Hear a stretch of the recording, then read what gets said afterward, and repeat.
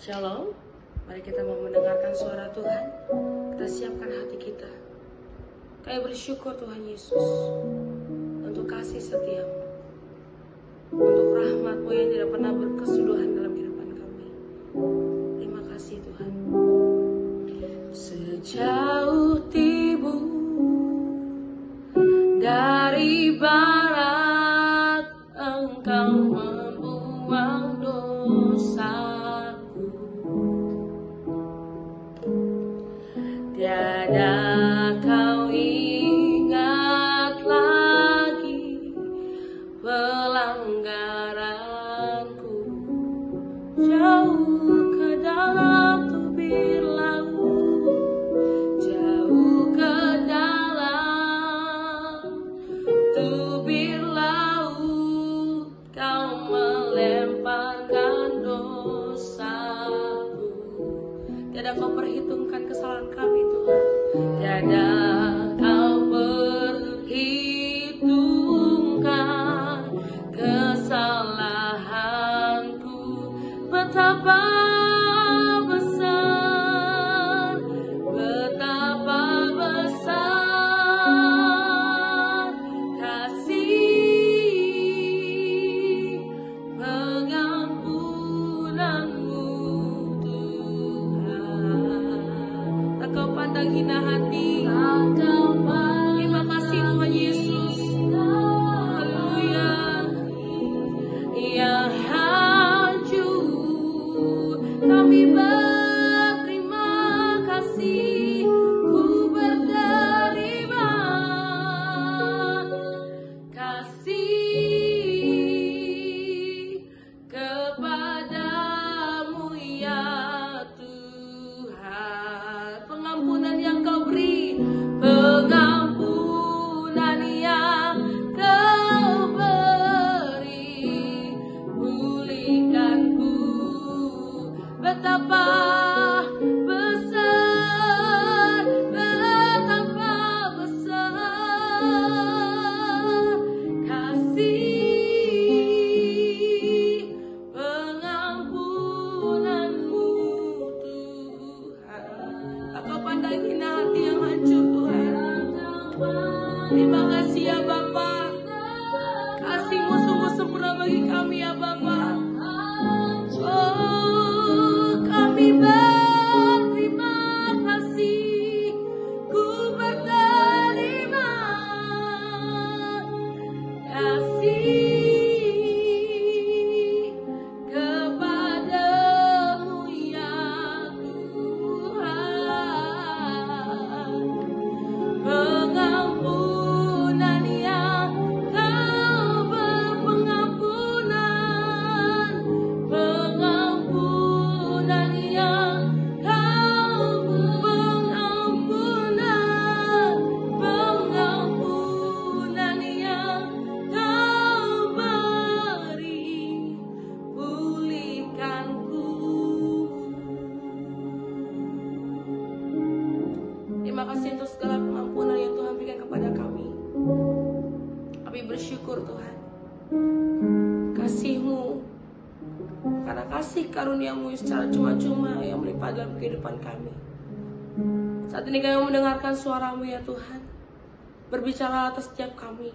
Kami siap mendengar dan merenungkan dan melakukannya dalam kehidupan kami. Dalam nama Tuhan Yesus kami berdoa dan mengucap syukur, haleluya. Amin.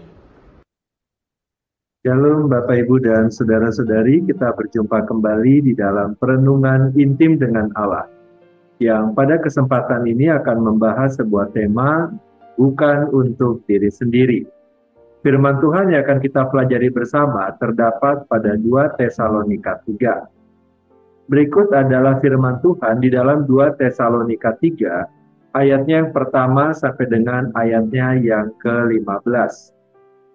Berdoa dan bekerja. Selanjutnya saudara-saudara, berdoalah untuk kami supaya firman Tuhan beroleh kemajuan dan dimuliakan, sama seperti yang telah terjadi di antara kamu. Dan supaya kami terlepas dari para pengacau dan orang-orang jahat, sebab bukan semua orang beroleh iman. Tetapi Tuhan adalah setia, Ia akan menguatkan hatimu dan memelihara kamu terhadap yang jahat. Dan kami percaya dalam Tuhan bahwa apa yang kami pesankan kepadamu, kamu lakukan dan akan kamu lakukan.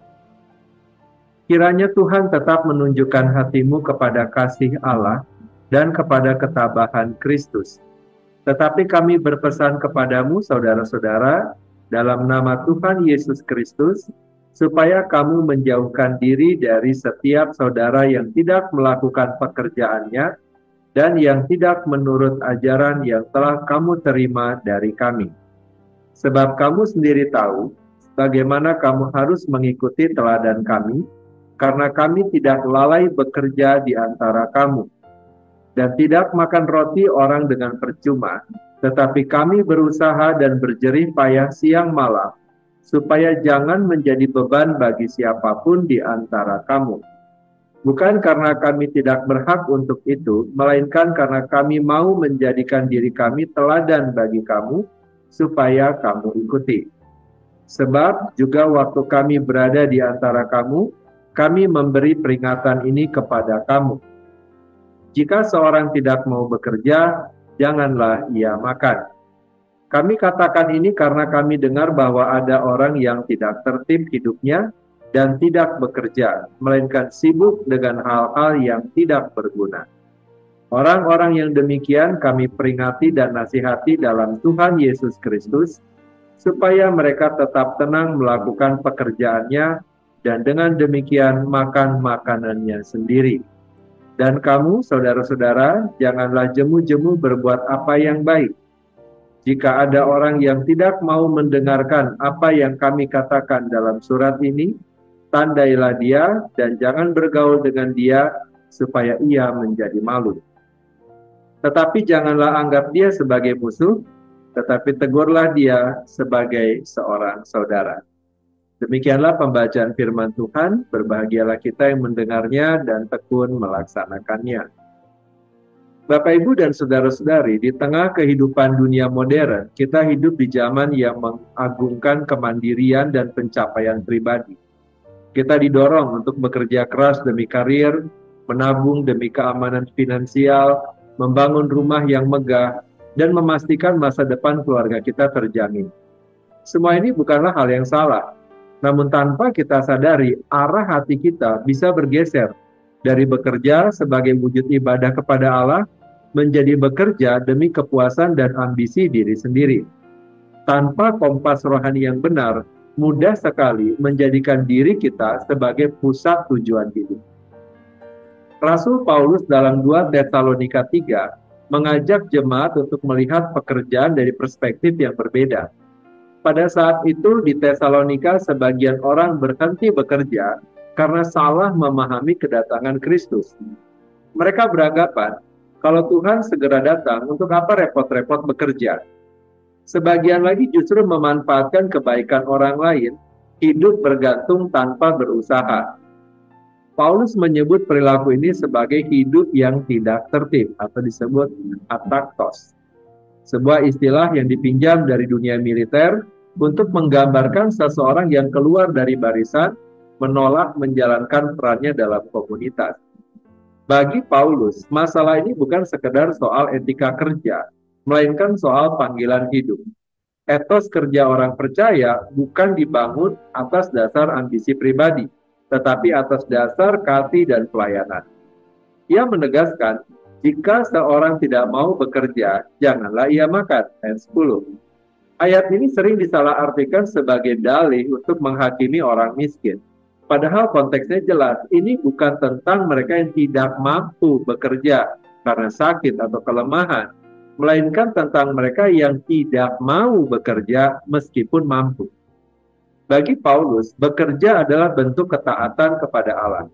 Bagian dari mandat budaya sebagaimana terdapat dalam Kejadian 2 ayat 15, dan sarana untuk bisa mengasihi sesama. Konsep kerja terkait erat dengan doctrine of vocation, doktrin panggilan. Seorang teolog bernama John Calvin menegaskan bahwa setiap pekerjaan yang sah, entah itu mengajar, mengurus rumah, bertani, atau memimpin perusahaan, adalah altar di mana kita mempersembahkan ibadah kepada Allah. Ini sejalan dengan Kolose 3 ayat 23. Apapun yang kamu perbuat, perbuatlah dengan segenap hatimu seperti untuk Tuhan dan bukan untuk manusia. Kerja dalam perspektif Alkitab tidak berhenti pada pencapaian pribadi, tetapi terus mengalir sebagai saluran kasih Tuhan bagi sesama. Bapak, Ibu, dan saudara-saudari, di dalam dunia yang kompetitif kita sering diajarkan bahwa tujuan kerja adalah untuk menang, menjadi yang terbaik, meraih penghasilan yang terbesar, atau memupuk harta sebanyak mungkin. Namun Paulus mengajak kita keluar dari paradigma yang sempit ini. Di dalam Efesus 4 ayat 28 ia menuliskan, orang yang mencuri janganlah ia mencuri lagi, tetapi baiklah ia bekerja keras dan melakukan pekerjaan yang baik dengan tangannya sendiri, supaya ia dapat membagikan sesuatu kepada orang yang berkekurangan. Perhatikan tujuan akhirnya. Bukan sekedar untuk hidup untuk dirinya sendiri, tetapi supaya ia dapat memberi. Ketika Paulus menegur jemaat di Tesalonika, ia tidak hanya memerintahkan mereka untuk bekerja, tetapi juga memanggil mereka untuk hidup tertib demi kesaksian Injil. Seorang Kristen yang rajin bekerja namun hanya menggunakan hasilnya untuk dirinya sendiri, belum menghidupi secara penuh panggilan Injil. Kasih yang sejati menuntun kita untuk melihat kebutuhan orang lain, baik mereka yang miskin secara materi maupun mereka yang miskin secara rohani. Menolong mereka yang lemah, bukan sekedar amal sosial, melainkan tindakan iman.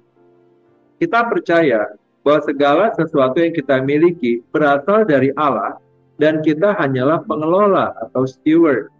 Maka memberi adalah bagian dari pengelolaan yang setia. Pekerjaan kita adalah saluran berkat Allah bagi orang lain.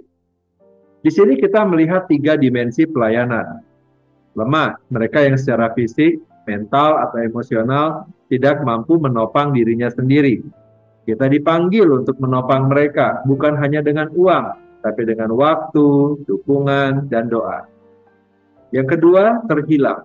Mereka yang belum mengenal Kristus. Hasil kerja kita dapat digunakan untuk mendukung pelayanan penginjilan dan misi, baik secara lokal maupun global. Yang ketiga, miskin. Mereka yang kekurangan secara materi. Kita dipanggil untuk berbagi, bukan dari kelimpahan saja, tapi bahkan dari apa yang kita rasa cukup. Yesus mengatakan, adalah lebih berbahagia memberi daripada menerima. Kisah Para Rasul 20 ayat 35. Pernyataan ini bukan sekedar slogan rohani, tetapi realitas kerajaan Allah. Dunia mungkin berkata kebahagiaan ada pada kepemilikan. Tetapi Kristus menunjukkan bahwa kebahagiaan sejati ada pada pengorbanan demi orang lain. Bapak, Ibu, dan saudara-saudari, hidup Kristen sejati adalah hidup yang dibentuk oleh Injil. Dari hidup yang berpusat pada diri sendiri atau self-centered, menjadi hidup yang berpusat pada Kristus, Christ-centered, dan kepada sesama juga. Ketika pusat hidup kita adalah Kristus, kasih-Nya mengalir melalui kita kepada sesama. Tidak berhenti pada diri dan hidup kita sendiri. Pekerjaan kita, sekecil atau sebesar apapun, adalah bagian dari panggilan Allah untuk menjadi berkat. Kita bekerja keras bukan untuk mengumpulkan harta demi kepentingan pribadi, melainkan untuk memelihara keluarga, sekaligus mengulurkan tangan bagi mereka yang membutuhkan. Di tengah dunia yang terus mempromosikan narasi hidup untuk dirimu sendiri, orang percaya dipanggil untuk menceritakan kisah yang berbeda. Kisah kasih yang memberi, kisah kerja yang melayani, kisah hidup yang bukan untuk diri sendiri. Dan ketika kita hidup demikian, kita tidak hanya menunaikan mandat budaya, tetapi juga menjadi saksi hidup dari Injil Yesus Kristus. Injil yang bekerja dalam kita, agar melalui kita, kasih Allah sampai kepada dunia. Mari kita berdoa. Bapa yang baik, kami berterima kasih dan bersyukur kepada Tuhan untuk firman Tuhan dan perenungan yang telah kami dengar pada hari ini, yang kembali mengingatkan kami bahwa pekerjaan bukan sekedar sarana mencari nafkah atau mengejar pencapaian pribadi. melainkan bagian dari panggilan suci yang Engkau percayakan kepada kami. Ampunilah kami ya Tuhan bila seringkali arah hati kami bergeser dari bekerja sebagai ibadah kepadamu menjadi bekerja demi ambisi diri. Arahkanlah kami kembali kepada Kristus sebagai pusat hidup kami, sehingga setiap hal kecil maupun besar yang kami kerjakan boleh menjadi persembahan kudus bagi kemuliaan. Kiranya kami tidak hidup keluar dari barisan, tetapi menunaikan peranan kami dengan tertib, tekun, dan setia. Sebab kami tahu bahwa setiap karya tangan kami Engkau pakai untuk menjadi saluran berkat bagi sesama. Kami berdoa ya Tuhan, tolonglah kami, agar dalam bekerja kami tidak hanya memikirkan diri sendiri, tetapi juga melihat kebutuhan orang lain yang lemah, yang miskin, dan yang terhilang. Bentuklah hati kami untuk tidak hanya menerima, melainkan juga rela memberi, sebab kami sadar semua yang kami miliki hanyalah titipan kasih karunia. Ajarlah kami menghidupi etos kerja yang berpusat pada Kristus, sehingga melalui usaha, waktu, dan hasil kerja kami, kasih-Mu dapat mengalir kepada keluarga, jemaat, dan dunia ini. Dengan demikian, hidup yang kami jalani menjadi suatu kesaksian yang nyata, bahwa Injil bukan hanya kami imani, tetapi juga kami hidupi. Terima kasih Bapa, kini kami kembali memohonkan kepada Tuhan, kiranya Engkau memberkati kami dengan segala kebaikan dari Allah Bapa, cinta kasih dari Tuhan Yesus Kristus, serta persekutuan dengan Allah Roh Kudus yang menyertai kami, sampai kedatangan Tuhan yang kedua kali. Terima kasih Bapa, di dalam nama Tuhan Yesus kami berdoa. Amin. Demikianlah pembacaan firman Tuhan dan perenungan intim dengan Allah pada kesempatan kali ini. Sampai bertemu kembali di dalam perenungan intim dengan Allah berikutnya. Tuhan Yesus memberkati.